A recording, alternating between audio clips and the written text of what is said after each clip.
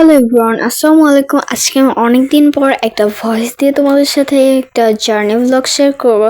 So firstly তোমরা দেখতে পাচ্ছ এখানে আমাদের গুলোমুলো ঘুমাইতেছে অ্যান্ড সবাই মাসাল্লাহ বলো।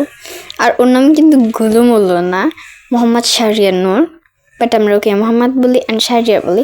তো এখানে আমি রেডি হয়ে নিয়ে নিয়েছি।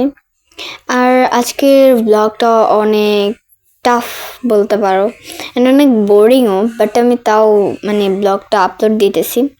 আর আমার আইডির অবস্থা কিন্তু এখন অনেক বাজে। তোমরা দেখো আইডি কিন্তু ফুললি ফ্রিজ হয়ে আছে, তো প্লিজ একটু কপলিং করে দাও।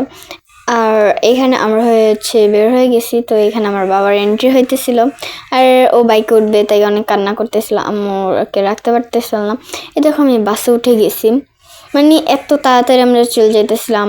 আর পদ্মার উপর দিয়ে যাওয়ার টাইমটা আমার অনেক বেশি ভালো লাগছে, কারণ চড় জাগছিল।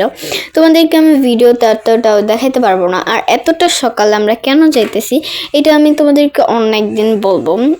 নেক্সট যেই দিন আমি আরেকটা এখন তো আমি নানু বাড়ি আসছি, তো নানু বাড়ি থেকে আমি যখন চলে যাব তখনও একটা ব্লগ তোমরা পাবা ইনশাল্লাহ।